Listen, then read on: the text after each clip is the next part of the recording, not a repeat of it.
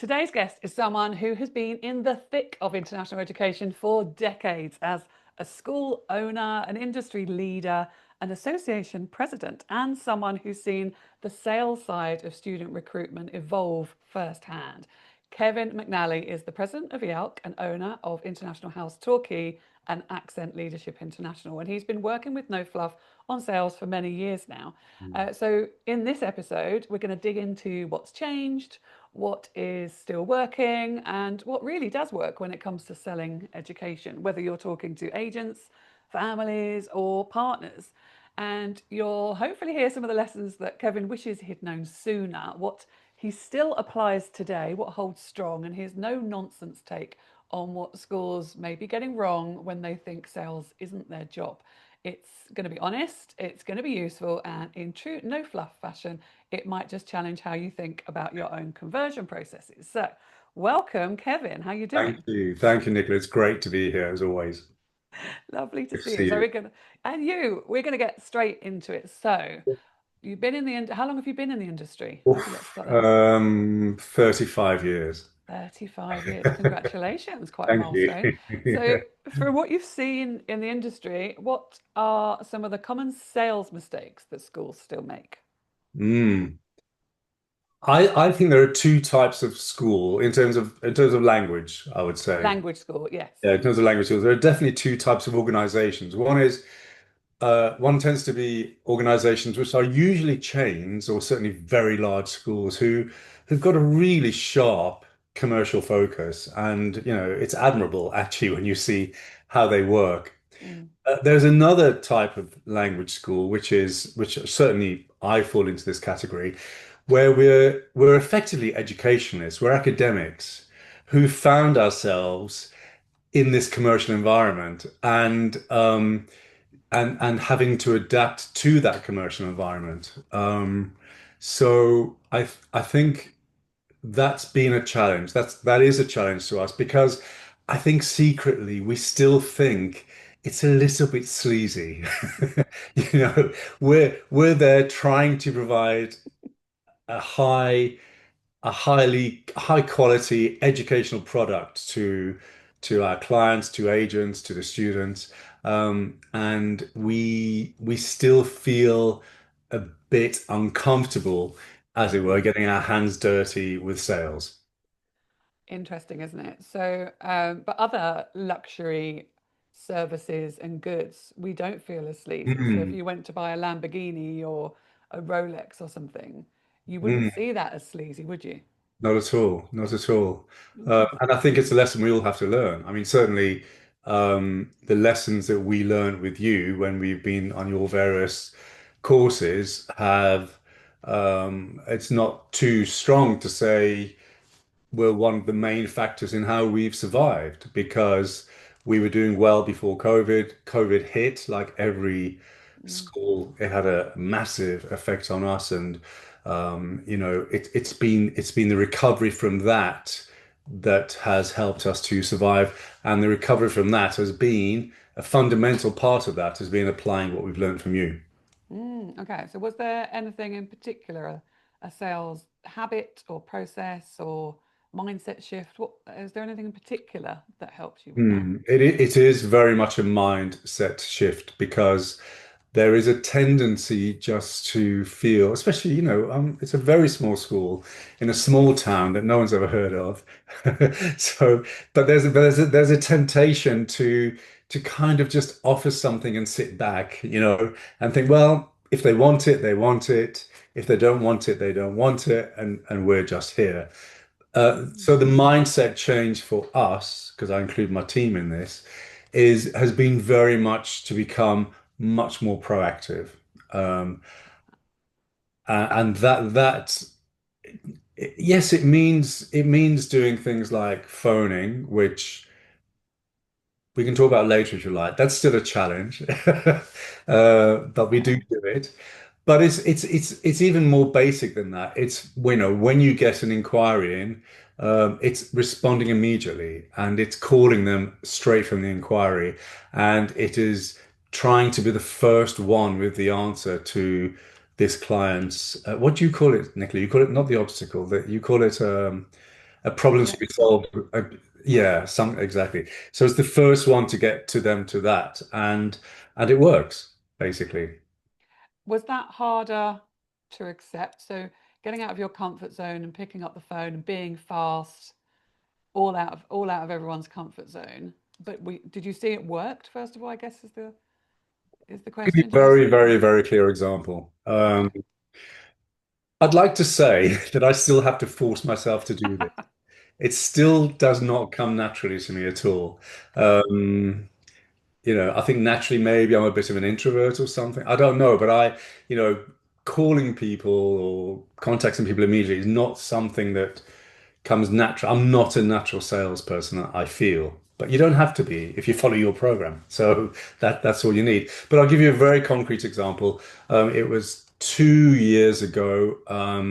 There was a round robin email received from a client in the Middle East who was sending a kind of very general inquiry to myself and another 9 schools. Um, and I say 9 schools because you can probably guess the organization that he was sending it to, Got it.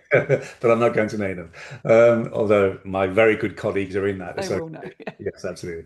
So following what we learned from you, I immediately picked up the phone, and the clients and I, we sort of clicked immediately because this guy's a university professor. He's not necessarily a sort of commercial agent in the true sense. And we started talking. We started talking about our British Council inspection. He asked to see a report. I think the second time in my life that an Mm. agent has asked for that. Fantastic. And that first conversation, I really got to know him personally, I feel, but also really got to know his needs and also what his priorities were. And so when I sent the proposal to him, it was really perfectly finely tuned to what he wanted. And he came that year, and he's come every year ever since with a group of 20 young students who come to us for 4 weeks every summer. So it was a fantastic investment of my time. Obviously, I work hard to keep the relationship going, but it was that initial contact that made him come to us. I love that. And yeah, that gives me a lot of satisfaction. Yeah, it So should. was one of the what was one of the biggest well, actually, what was the biggest trigger to actually get No Fluff involved in the first place? Because it's an investment when times were tricky, and so Absolutely, what it was. triggered that? I felt that we had a really fantastic product. The location for the right type of client is amazing. I mean, we're a terrible location for a 24-year-old that wants to go partying every night. But but for 50 plus or for younger students, we're perfect location. Um, I'd worked really hard to make the product as high Mm. quality as I could. We're an international house, we're quality English, we're equals, all of that. Um, and I just felt my gut told me we were missing opportunities. We weren't getting as many students as we could have. And I think after the first time we worked together, you came, didn't you? And you spent 2 or 3 days with us. Um, and so that was the initial thing. It was a case of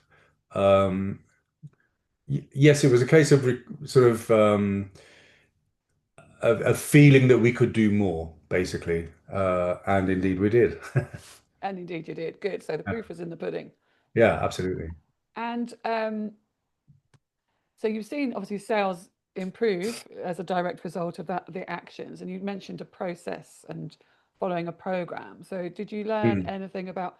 So I'm a big believer in having processes that you can just repeat and repeat. Do you still apply any of those to this day, or try to, or what's Yeah, changed there? one of the things we learned from you is the importance of a CRM. So we invested in a CRM, invested, yeah, financial, but the financial investment isn't the thing there. Actually, the investment in a CRM is the time. Mm. And um, I still feel time is the enemy of sales in a way because, I'll get to my office or to my computer every morning with an intention to do 2 or 3 hours of sales or client contact.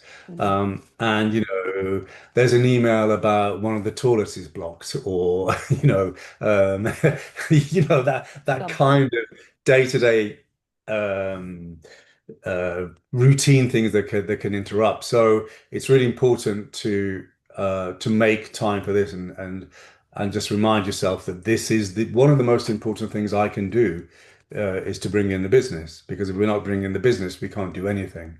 Mm, So sorry, I've deviated a bit, but the investment in CRM is the time investment more than anything, and it's maintaining it, referring to it every day, keeping in touch with people. Um, and then related to that is what you do with the information that the CRM is giving you. mm, Because if you just see a reminder to contact so and so, but don't really do much about it, then it's useless. So you then have to act on what the CRM is telling you. And one of the biggest lessons I've learned is, and you said this actually, I think on one of our first meetings, and I thought, I'm not sure I believe that. But you said, um, people don't mind being contacted. mm. You Stand know, by that. absolutely. And, and so phoning people up, I would say, really, I would say 99 times out of 100, it's a positive response, you know? Um, even if there's nothing to say, you just end up chatting about. I try to keep it business focused. I don't, maybe that's just my approach, but I don't necessarily want to call someone and talk for 10 minutes about the weather. So obviously there's a bit of small talk at the beginning, and then you get onto the business side of things. But the point is, you make the call, and almost, most of the time, no, it's not going to result in a sale. They're not suddenly going to say to you, "Oh, I've got this wonderful client for you. I'll send him next week." But you're maintaining the relationship, and that is one of the most important things we can do as small schools, I feel, is to maintain the relationships, because we can't compete on price, we can't compete on discounts, but we can compete on service and quality. And the only way you maintain that level of sorry, what I mean to say is, calling them and keeping in touch with them regularly is a really important part of that service and quality. So, Um, Sorry. no, I was going to say, so knowing that you're at the end of a call, that you're checking in regularly, that Absolutely. their person that will get stuff done. You think that's an important I think part it of. does. And also they know then that if there's a problem, if there's a student on the ground and there's a problem, there's already that relationship. They can pick up the phone on a Saturday afternoon and say, sorry to bother you, but this is happening. And again, that's the value we can offer as a small school that a Mm, large chain probably can't. yeah, So there's that. I think you pick up ideas all the time when you call people. yeah. You know, all the time. I would say, I would say the biggest changes we've made to our activities programs is from my chats on the phone, because Mm, they'll talk about things people like, things people don't like, things that are interesting for their particular demographic. So that really works. And so, yeah, I would say that investing in a CRM, carrying out the sort of instructions that the CRM is giving you, and then always following up. Always a quick email, great to talk. You mentioned the 50 plus program. Here's more information. Just that kind of drip, drip yeah. approach is what really works. And after our various training sessions with you, don't be offended by this, but we get to the end of the training sessions. I think so much of this is common sense, but we've never done it. You It's know, true. yeah. And it works. It's true. And a lot of it is common sense. So making a human connection over the phone, for example, Mm, does make mm, does make sense. It's just that people don't do yeah, it. We get in our comfort zones and behind our screens, and then yeah, we just crack on from there. In fact, an agent was asking me about CRMs earlier and has no intention of becoming a client of mine. But I just picked up the phone and just said, I can tell you this, even though I'm not an expert, I can tell you this and this. And she was so pleased that I'd picked up the phone and bothered. I know that if she ever does want to work with me, she will. And if she ever meets anyone that could, she will recommend me. But that's not really why I did it. I yeah, think you just get much more. It's just nicer to be on Absolutely. the phone. And it's really funny you say that because quite a few times actually, um, some part of the conversation will be, oh, where do you think I should send this student to? Mm, And if I genuinely do not think it's a student that's right for us, I will tell them and I will recommend a school mm. that I think would work for them. And again, that's really good for relationship building because they know they can trust you. Yeah, trust is such a big Yeah, factor. completely.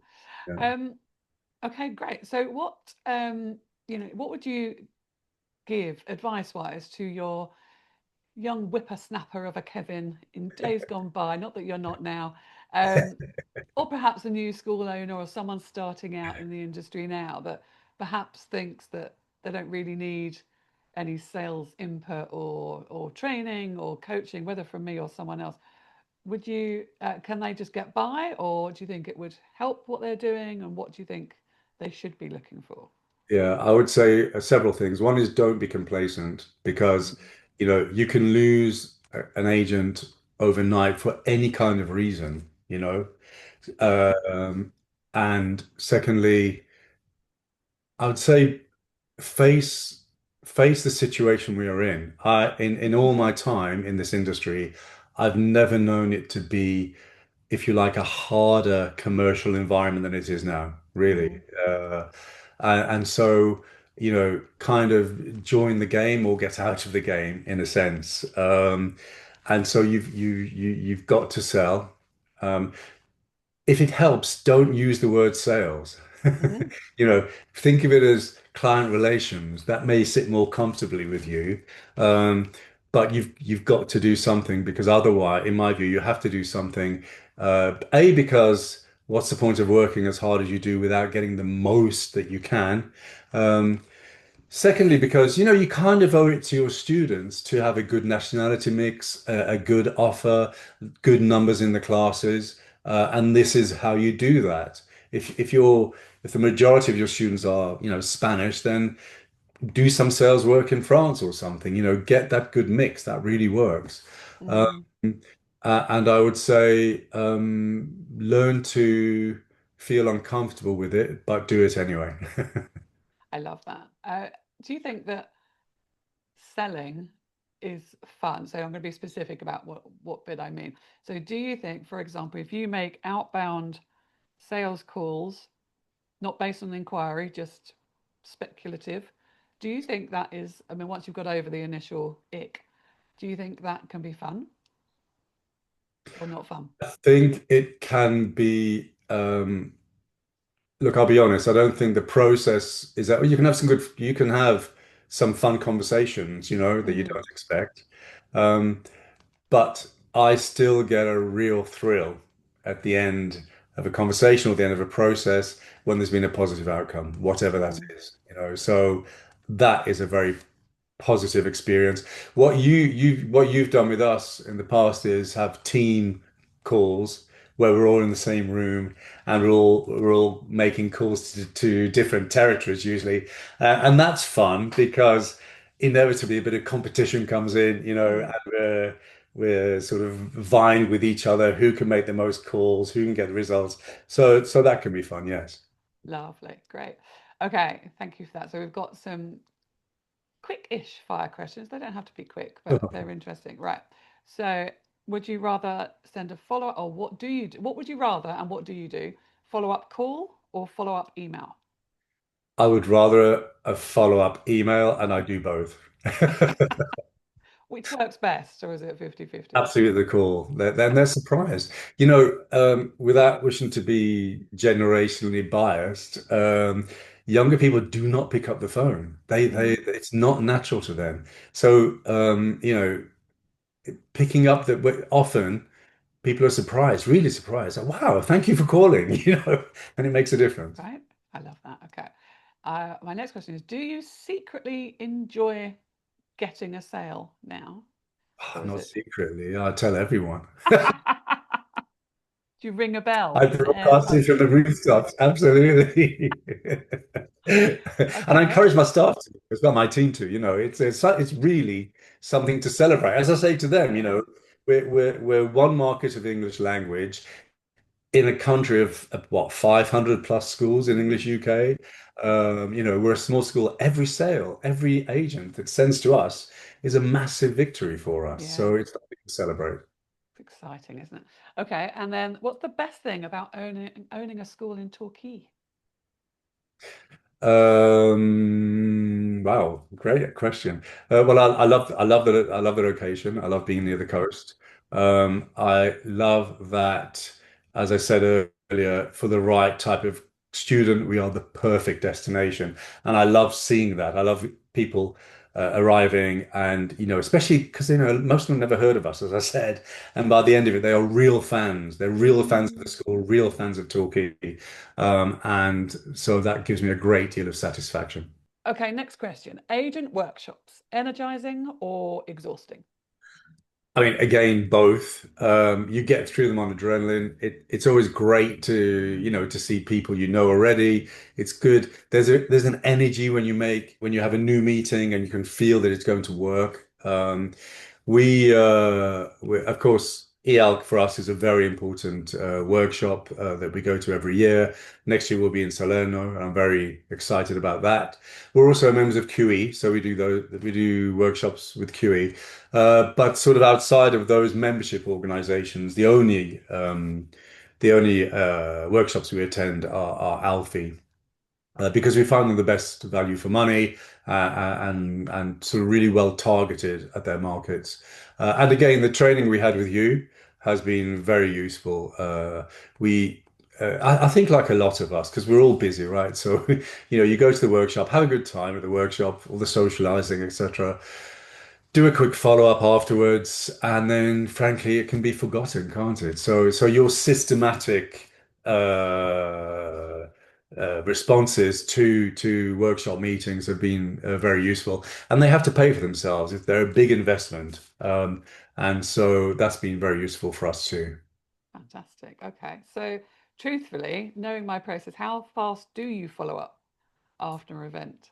Well, Considering the so time. we no no no we well, fortunately I have my colleague Georgian, who is the school director, and we're often at these things together, and we're both quite competitive. So after each meeting, we kind of vying with each other about who can respond the fastest. And so we do I think what you told us, which is send a real quick fire email in the 5 minute break after every meeting, just to say, great to meet you. We'll follow up soon. Thanks for your time. And again, the positive response you get from that, people say, "Wow, I've just left your table." Again, but follow that up straight after when you get back to the office. Follow that up with more information. Follow it up again in a few days, and build on that relationship. So how fast? Immediately. Love that. That makes me very proud. Okay. So at agent workshops, so you've been to many and you still go to many. What is the most overused phrase that you have heard at an agent event Ooh. by an agent or a school, actually? Well, I hate the word best. That, Oh, yes. yeah, you hear it so much. With the best school, it's the best location. We've got the best host families actually is something as well that you hear a lot of. Honestly, I do hear myself falling into it sometimes, and I pick myself up. Um, so that really, probably no school is the best. Probably, your school, my school can be the best choice for a particular client, but no school is going to be the best for everyone. And so that's a phrase that I try to avoid. Yes. I mean, in advertising, it's illegal to say the word best, isn't it, Right. without Yeah. quantifying it. Yeah. Anyway, interesting. Okay. And is there one thing apart from best that you would just never say to an agent at an event? I generally, I don't discuss commission.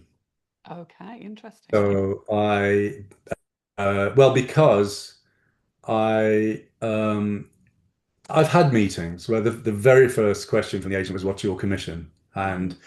my heart sinks because I think we're not going to work together, really, if that's your question, because we don't offer the best commission, we don't offer the best discounts, and in fact, we're quite expensive for many of our courses. So I prefer to, obviously they ask and you have to respond. So I say, well, it's usually within this range. So to make them Mhm. feel secure, that we're not sort of offering 5% or something. That would be nice. But, um, so 5%. I much prefer that conversation to be later on when we know that we have something that they can sell to their clients, and we know they're the type of agent we want to work with. Lovely. Okay. And interesting. What would you be doing if you weren't running a language school? What would you be doing? What's your plan B? If you still Uh, had to work, you're not allowed to just say sit on a beach somewhere. I'd love to lead treks around coastal areas. You know, they don't do groups, but for example, lead a group through the Camino, in northern Spain, that kind of thing. Something like that, sort of outdoors would be my best thing. But if you give me a second choice, Okay. I run a wine tasting organization. Oh, what, So doing maybe, trips around the world? yeah, absolutely. Maybe combine the two. That would be great. Sounds good to me. If you're going to trek, then you could have a wine tasting afterwards, surely. That sounds like But a I think, great like a lot of combination. us in this industry, I am a bit of a travel addict. Yeah. I'll say, oh, I really want some time at home now, and after about 6 weeks, I'm really Time. getting itchy feet. Time to leave again. Absolutely. Okay, perfect. Okay. And in terms of sales, so what is the worst bit about sales that you still don't love? Is it picking up the phone or is it something else? It's not picking up the phone anymore, actually, because we do Great. that. I think it's the follow-up, actually, to be honest. Well, Yeah. the follow-up in the sense of, you've it's really tempting just to send a very general kind of follow-up saying, you know, and I've seen colleagues of mine actually do it where they're like 3 screens of writing and then 5 or 6 attachments. And and that's not going to work. So the follow-up has to be targeted. Uh, but let's be honest, it's tedious sometimes because you've Mm, got to make it targeted to that person. It's got to be the right thing for that person. So, for example, sending a quote takes time. It's got to be the right quote, everything they've asked for at what you think is the right price. So that's the least exciting bit in a way. But then when you phone them to check they've received it, and then you have a conversation about it, then that's when the adrenaline starts going again. yeah. So sticking to the process. It is the boring bits of everybody's job, isn't it? The repetitive parts, Absolutely. but it means a lot to the people that receive it, of course. So Absolutely. keep going. Okay, great. And then out of the sales habits that you have picked up, whether it's CRM, calling, following up, whatever it is, which is the one that you think has had the biggest impact? I would say what we learned from you is a sort of overarching concept, which is consistency, Mm, and that is vital. That's consistency in frequency of contact, however you're contacting the people that you're trying to work with. As I said earlier, people don't mind, and that consistency of that communication is vital. I love that. Great. And using the CRM is obviously helping you with that, I'm assuming, Yeah, completely. The and CRM having a and system. yeah, the CRM is just sort of part of our lives now. It's just there, and it becomes second nature. So Yeah. I do recommend it. Good. Okay, cool. And then if people want to get in touch with you, how should they do that? Should it be on LinkedIn? Where would you like Yeah, them I'm to? on LinkedIn or absolutely my LinkedIn, or my email address is kevin@ihtorquay.uk. It couldn't be easier. So I'd Great. love to hear from anyone. Lovely. And we'll put those in the show notes as well. Oh, But thank you. meanwhile, it's been lovely chatting to you and Thank learning you, Nicola. what's worked and what hasn't. I'm sure everyone will find that really useful. So Thank you. thank you very much. Absolutely my pleasure. See you soon. Take care. Bye. Bye bye.